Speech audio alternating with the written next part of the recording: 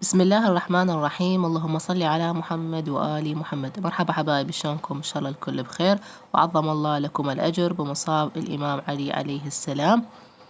رجعت لكم اليوم بفيديو جديد. اليوم إن شاء الله راح أسوي طبخ بمناسبة استشهاد الإمام علي عليه السلام. فراح أسوي تمن ماش، وهنا راح أسوي حلاوة الحليب. هنا أول شي نبدأ بالشيرة. حطيت الشيرة على النار، خليت 3 أكواب شكر وكوبين مي. 3 أكواب شكر وكوبين مي، رشة لمندوزة صغيرة، وخليت هيل. أخليها تفور، وبعدين نص النار تقريبا 10 دقايق أطفيها. هنا أنا خليت التشريب راح أسوي. عندي هنا ديج وعندي دجاجة. ديج هو عرب، وعندي دجاجة هم راح أسويها. طبعا الديج احنا يعني كل سنة نذبح ديج بوفاة الإمام علي عليه السلام. فهنا هذا الديج يكون شوية لونه على صفار، ودجاجة وياه راح أطبخهم سوية. هنا أول شي حمست البصل، وحطيت الدجاج شوية ذبل، وراح أنزل عليه البهارات الصحيحة العدلة. تعطي طعم كلش طيب للتشريب، وتوخر زفرة الدجاج، وخاصة إذا يعني الدجاج عرب. راح وبخليت بس بهارات صفرة وبهارات شوية مخلوطة، والباقية يعني بهارات هي صحيحة. هاي بهارات مخلوطة حطيت.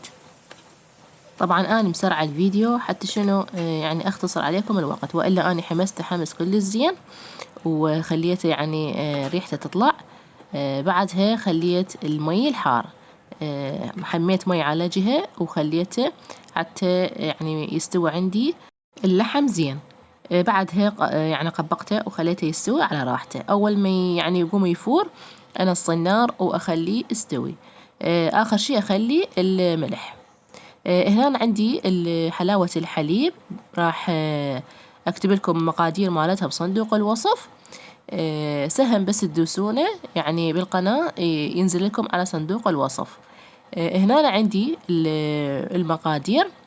3 قلاصات من الحليب الباودر، قلاص نشا، وقلاص طحين صفر، وقلاص زيت.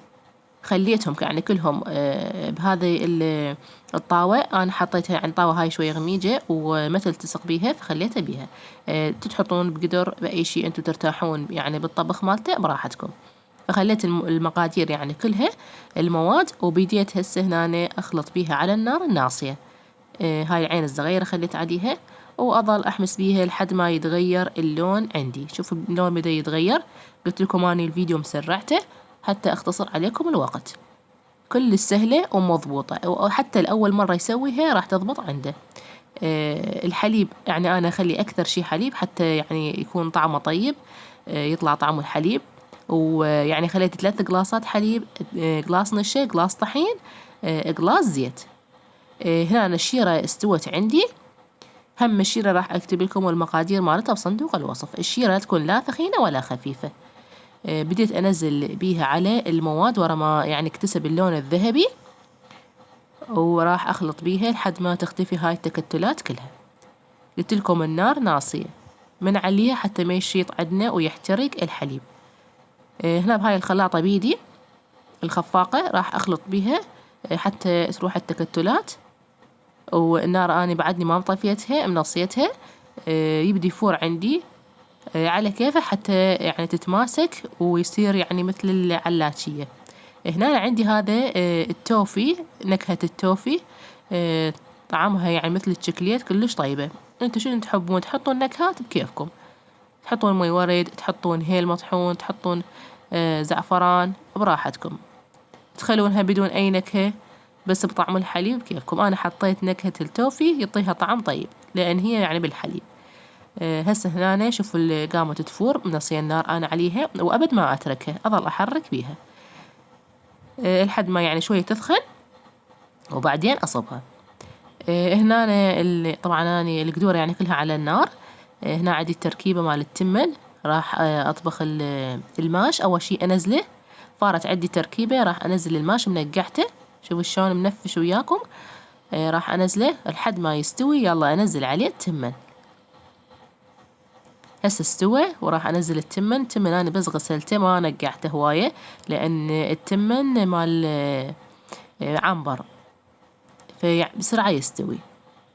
الماش عندي كيلوين والتمن كيلوين، يعني قد ما تحطون ماش تحطون تمن حتى يصير يعني المقدار مالتهم متساويات ويصير طعمهم طيب، يعني مو تخلون التمن هواي والماش شوية، لا نفس المقدار. هنا يعني حد ما استوى عندي راح هسه أبزله.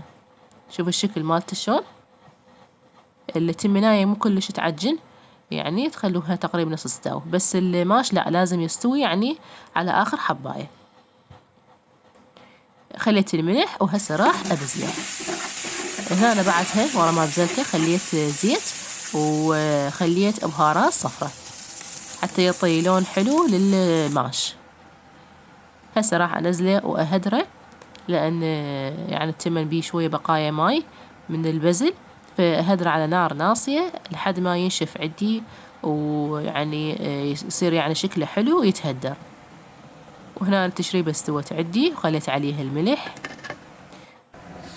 وإن شاء الله ثواب واصل. هنا أنا بعدها شوية بردت عندي الحلاوة حتى شنو ما تموع لي الكاسات اللي راح أصب بيها. شوف الثخن مالتها شلون حلو، واللون شلون تغير، طبعا كانت فاتحة اللون مالتها. من تخلون الشيرة شوية ويعني وتخلوها على النار الحلاوة تفور، اللون مالتها شوية يغمق بهذا الشكل اللون مالتها. هسه راح أصب. طبعا هاي المواعين مو إنه ذني اللي يعني كل وحدة شكل، ذني مال الجوارين جابونا بيهن أكل، فما أحب يعني أرجعهن فارغات. فهنا راح أصب لهم الحلاوة حتى أرجع المواعين، وإن شاء الله نوزع الثواب والأكل كله. أحب يعني أوزع الثواب كله من أسويه، أخلي يعني بس مقدار الأكلة اللي إحنا ناكلها، ما أحب أزود من عنده. وطبعا ما شاء الله الكمية صارت كلش كبيرة، وحتى التمن تشريب ما شاء الله، يعني حتى وديت الحراس مالت المجمع بعد زاد، وباسم أهل البيت يكون كله خير وعافية. هسه أنا راح أوزع كل الكمية، أصبها وأخليها شوية تبرد لحد ما يصير وقت يعني الصب وأوزعه. إن شاء الله قلت لكم المقادير مالت الحلاوة راح أكتب لكم إياها بصندوق الوصف. لا تنسون اللايك والاشتراك إذا ما مشتركين حتى أنزل لكم الأشياء اللي تحبونها ويوصلكم كل شيء جديد من عندي. هنا أنا هاي الكمية وزعتها وصبيتها. شوفوا الكمية شلون صارت كبيرة. إذا أنتم تحبون يعني كمية أقل يعني قللوا من المقادير اللي راح أكتب لكم إياها. وبعدها هنا أنا سويت الزلاطة حتى إن شاء الله أوزع.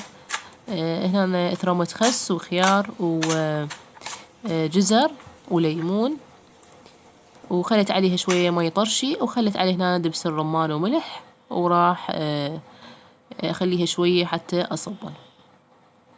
هنا أنا بعدها شوف الهوسة مال المطبخ شي أكيد، وكله باسم أهل البيت إن شاء الله أجر وعافية.